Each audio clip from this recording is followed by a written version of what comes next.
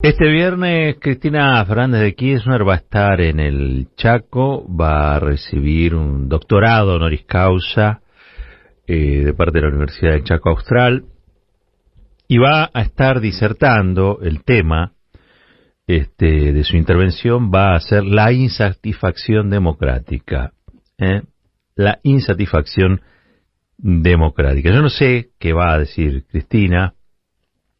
Les puedo adelantar cuál va a ser el título de su ponencia.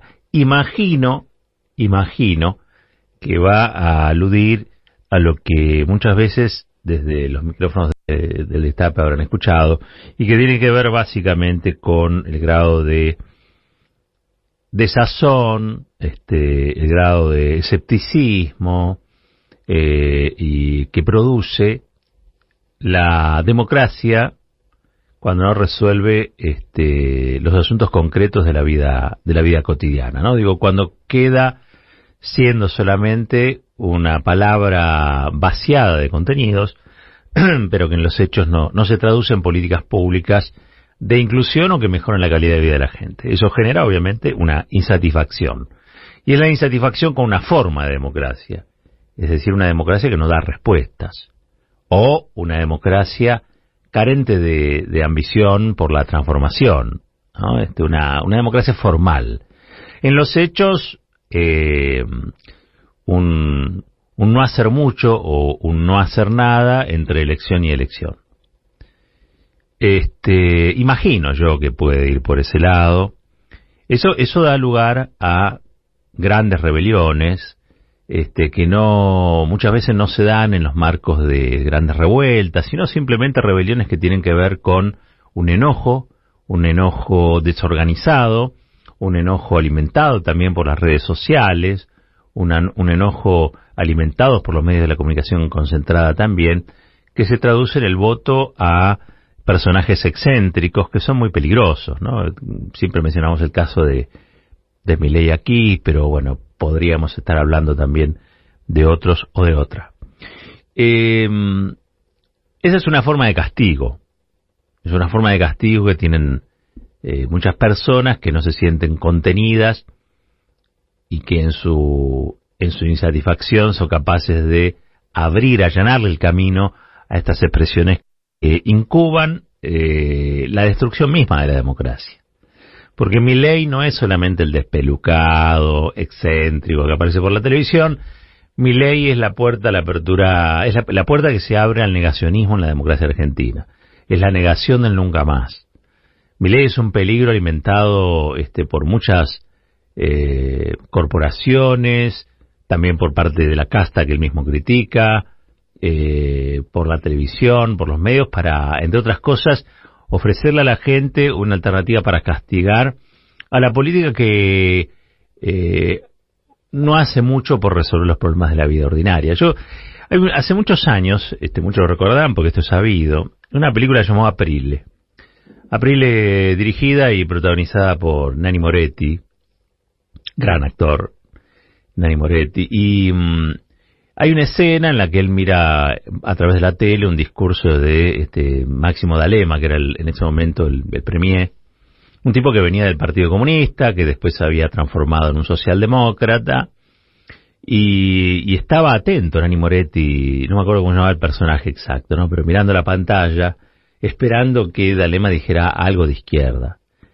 Y no pasaba, y no ocurría, y no sucedía, y él miraba la pantalla y decía, por favor, decía algo de izquierda.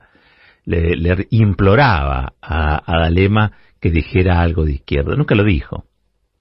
Porque precisamente el tránsito de muchos allí en la Europa, en la vieja y culta Europa, fue un tránsito de la izquierda, incluso la izquierda más dura, hacia una socialdemocracia cada vez más blanda, cada vez más rosa, cada vez más lavada, lo que dio lugar al surgimiento de expresiones de derecha o ultraderecha muy importantes también. Eso está pasando en toda Europa.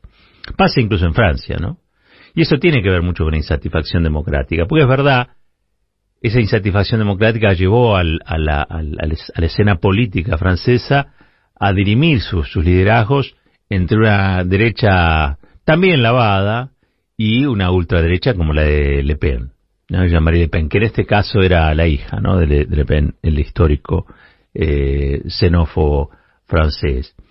Y la verdad es que eso es una expresión también de la insatisfacción, porque ya que la izquierda no resuelve, la gente va buscando a ver cuál es el discurso que más la cautiva para castigar aquello que parece inamovible, que está estático y que tanto la perjudica en el día a día de las cosas, ¿no? Lo que ocurre en Francia es una democracia que le dice a la gente: no se puede hacer todo lo que ustedes piden. Y la gente a veces pide cosas muy razonables, por ejemplo, que le alcance el salario, poder acceder a una educación de calidad, no tener que sufrir tanto, tener algún tipo de certeza, que le construyan una certeza, al fin de cuentas, para vivir la vida de la forma más normal posible. Pero hay una burocracia política, que algunos llaman casta, otros llaman tecnócratas de gobierno, que le dice, no, porque si nosotros perdemos el equilibrio fiscal, no, porque si nosotros emitimos, no, porque si nosotros, la situación va a ser mucho peor que la actual. Puesta una izquierda a defender esas cosas, puesta un movimiento transformador a defender esas cosas, se transforma en aquello que critica. Entonces la rebeldía queda asociada a expresiones de derecha o de ultraderecha que vienen a prometer lo que tampoco van a cumplir. Pasó con Trump en los Estados Unidos. Trump le prometió al electorado que iba a hacer de Estados Unidos el viejo Estados Unidos, donde había pleno empleo, donde los salarios alcanzaban, donde la gente estaba orgullosa de su overall, donde los hijos de los trabajadores de la metalmecánica eran también trabajadores metalmecánicos y no trabajaban en Rappi, qué sé yo. E incumplió. Le permitió para ganar, también le permitió para fracasar. Mucho votante de Bernie Sanders, que es la expresión de la izquierda demócrata, terminó votando a Trump. Pero lo que necesitaba esa gente era un canal de expresión para castigar aquello con lo que no estaba de acuerdo, porque en política, y en esto me parece que hay que poner las barbas en remojo, en política lo que no se le puede ofrecer a la gente es pesimismo. No se puede ofrecer escepticismo, no se puede ofrecer fríamente que lo mejor que puede pasar es que nada cambie. Siempre hay que ofrecer alguna alternativa, una alternativa de solución a los problemas y a las demandas urgentes que tiene una sociedad, y ordenar el gobierno en función de esas demandas. Yo, aquí en la Argentina, no le podría pedir al gobierno que haga algo de izquierda, porque en la Argentina la izquierda tiene diversas acepciones. Hay una izquierda que está incluida dentro del Frente de Todos, fundamentalmente en el kirchnerismo, y después los medios de comunicación hablan de la izquierda o únicamente como la izquierda existente, como los trotskistas, ¿no? La izquierda trotskista, que sabemos también ha sido una izquierda que muchas veces quizá tomó decisiones que la emparentaron con algunas políticas de derecha. Por lo tanto, más que decía algo de izquierda, en la Argentina podría decía algo que me conmueva, decía algo que me inspire, decía algo que vuelva mi insatisfacción en satisfacción, decía algo que vuelva mi escepticismo en fe, decía algo que vuelva mi mal humor en buen humor. Y más que un decir, hace algo y hacelo ya, porque hay situaciones que en el tiempo extendidas se vuelven insostenibles. Y allí afloran las posibilidades oscuras de esta derecha, que es una derecha, insisto, que viene por todo, es una derecha negacionista, es una derecha alimentada por corporaciones a los que la democracia les importa nada, es una derecha alimentada también por los sectores que realmente detestan a este país y detestan a la gente de este país. Los resultados los vimos en 4 años de macrismo, y es probable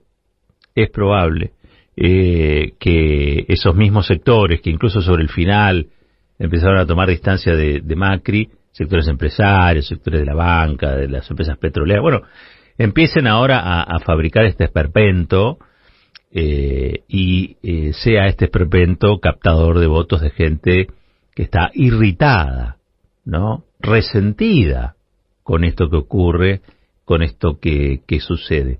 A la situación de penuria que uno advierte en las calles, situación de penuria que uno advierte cuando va al supermercado o al comercio que tiene cerca de su casa. Situación de penuria cuando uno se siente tiene que hacer de un salario o aplicar una elasticidad que el salario no tiene para pagar diferentes cosas que surgen, porque sí, es verdad, las zapatillas también se rompen, hay que cambiarlas, no es solamente la comida. No es solamente la comida. Y sí, es verdad, hay gente que tiene o accede quizá a una prepaga. Paga la obra social y tiene su prepaga, porque puede pagar unos manguitos más y capaz que la tiene que resignar. Sí, no es solamente la comida. La comida es lo fundamental. Sí, la comida es lo fundamental, pero en una realidad donde gente que tiene trabajo es pobre, donde gente que tiene trabajo en blanco es pobre, hay muchos, pero muchísima. Yo diría que es una olla a presión de insatisfacción. Entonces, más que un decir algo de izquierda, más que hacer algo de izquierda, yo diría simplemente un llamado cada vez que veo algunos discursos por televisión, porque sobran los discursos, sobran los diagnósticos. Hay un commodity en la Argentina, sumale a la soja, sumale al trigo, sumale a la carne, el exceso de diagnóstico. Somos diagnosticadores seriales. Todos tienen un diagnóstico. Hasta los que han hecho pelota a este país tienen un diagnóstico permanente que parece fabuloso. Vos le escuchás a Melconian y uno dice, ¿cómo Melconian no está en la NASA? Sabe de todo. Y te lo cuenta y te lo dice como si realmente en manos o en sus manos la solución a los problemas argentinos. Ese estado de hipnosis colectiva que logran las redes sociales, los medios de comunicación del sistema, de una derecha que es muy sagaz en el robo, en el saqueo, en el pillaje, pero que es incapaz de conducir los destinos de la nación a ningún otro lado que no sea un precipicio. Es la consecuencia de todo eso, es que tenemos a una clase política muchas veces enfocadas, y particularmente yo digo, muchos también con responsabilidad en el funcionariado, digamos, enfocada a decirlo, a predicar que sí, todo esto es cierto y pasa, pero no podemos hacer mucho, o lo que podemos hacer es muy lento, o lo que podemos hacer es de a poquito, o lo que podemos hacer es gradualmente. Y la verdad que alguien que está insatisfecho, quieren que resuelvan las cosas y se las resuelvan ya. Vos no podés explicar a la gente que va a recuperar el salario real dentro de 10 años, porque dentro de 10 años no sabemos qué va a pasar de nosotros. Es más, no sabemos si vamos a estar en el mapa. No sabemos si vamos a estar vivos dentro de 10 años. 10 años es mucho tiempo para el vértigo de nuestros dolores actuales, ¿no? Me parece que eso es algo que debería estar hoy siendo parte de una agenda constante de resolución, y en esa resolución creo que lo que vale es interpretar el estado anímico de las sociedades. Néstor Kirchner en el 2003 tuvo muchos aciertos, pero hay uno que fue fundamental para mí, y fue interpretar el estado anímico de la sociedad. Es una sociedad dolorida, castigada por el modelo neoliberal, pero a su vez que no creía en nada, o creía en muy poco. En sus políticos nada, mucho menos, porque también los 90 habían pasado y dejado sus secuelas. Yo siempre lo recuerdo esto. En esos días a Alfonsín lo llegaron a empujar y lo tiraron al piso. El padre de la democracia, hoy todos son alfonsinistas. Pero en aquel momento, que se vayan todos llegó a ese punto. El estado anímico de la sociedad era una mezcla de decepción y de furia. Y eso logró interpretarlo Néstor Kirchner. Y a ese estado anímico le habló. Y la gente le creyó. Y le creyó porque el tipo diagnosticaba, hablaba y hacía. Diagnosticaba, hablaba y hacía. Diagnosticaba, hablaba y hacía. Hoy tenemos como, insisto, un exceso diagnóstico, pero no existe o no apareció todavía ese cambio de timón, ese cambio brusco que despierta al tipo que viene semidormido en la ruta, ¿no? Y es lo que me parece que hace falta para conmover a una sociedad que, por la autopista de la insatisfacción, va a terminar votando cosas horrorosas y contra sí misma, si es que antes no advierte que aquellos que tienen que hacer algo, lo hicieron y lo hicieron tan rápido como la urgencia demandaba.